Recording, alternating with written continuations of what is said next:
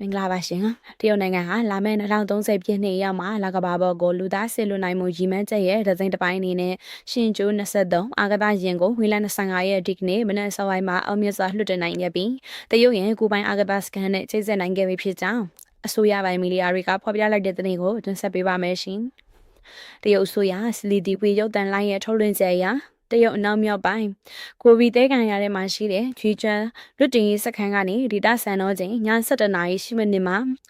လောင်းမတ် 2F ဒရုန်းပြန်ကိုသတ်မှတ်ချိန်အတိုင်းအောင်မြင်စွာလွတ်တင်ခဲ့ရပဲဖြစ်ပါတယ်။လွတ်တင်ပြီး10မိနစ်ခန့်ကြာမှတော့ရှေကျိုး23အာဂဘရင်ဟာဒရုန်းပြန်ကနေတိကျခွဲထွက်ပြီးကဘာပတ်လန်ကြောင်းတဲ့ကိုစနစ်တကျဝင်ရောက်သွားခဲ့ရလို့တရုတ်ရဲ့လူလိုက်ပါတဲ့အာဂတာအေဂျင်စီ CMSA ကထုတ်ပြန်ထားပါတယ်။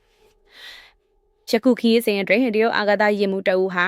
TN ကအာဂတစခန်းပေါ်မှာတနစ်တီတီနေထိုင်သွားမှာဖြစ်တဲ့ကြောင့်ဒါဟာတရုတ်နိုင်ငံရဲ့လကဘာစင်တရေးစီမံကိန်းအတွက်အလွန်ရေးပါတဲ့ပထမဆုံးခြေလှမ်းတစ်ရပ်ဖြစ်လာပါတယ်။တရုတ်အာလဘအေဂျင်စီရဲ့အဆိုအရအာဂတရင်မှုတွေအားလုံးကျန်းမာရေးကောင်းမွန်ကြပြီးလွတ်တင်မှုဟာလည်းဂျာနှုံးပြီးအောင်မြင်ပါတယ်လို့သိရပါတယ်။ယခုခီးစဉ်ရဲ့အထူးခြားတဲ့သမိုင်းဝင်မှတ်တိုင်တစ်ခုကတော့ဟောင်ကောင်သားအာဂတရင်မှုတအူပထမဆုံးအချိန်အဖြစ်အာသာတာရဲကိုလိုက်ပါခွင့်ရရှိခဲ့တာလည်းဖြစ်ပါတယ်။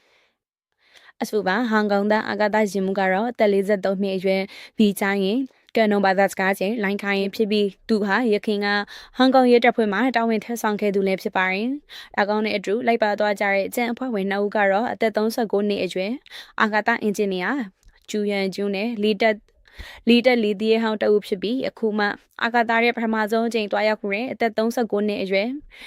ကျန်းကြည်ရန်တို့ပဲဖြစ်ပါရဲ့ရှင်။အမေရိကန်နဲ့အပြိုင်အာဂတကဏ္ဍမှာချီလန်းစိတ်နဲ့အရှိန်နဲ့လှုပ်ဆောင်လာတဲ့တရုတ်နိုင်ငံရဲ့လာသဘာစင်သက်ရေးအစီအစဉ်ဟာလာမယ့်2030မှာဘယ်လိုအောင်မြင်မှုတွေဆက်လက်ရရှိလာမလဲဆိုတာကိုစိတ်ဝင်စားစောင့်ကြည့်တင်ဆက်ပေးသွားမှာဖြစ်ကြောင်းတင်ဆက်လိုက်ရပါရရှင်